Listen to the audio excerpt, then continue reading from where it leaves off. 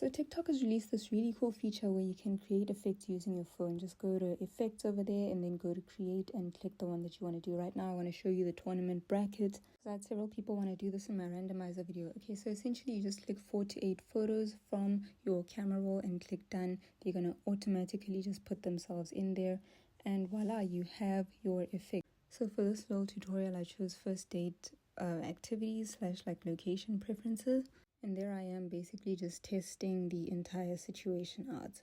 Take them swimming on the first date if you don't want a first date.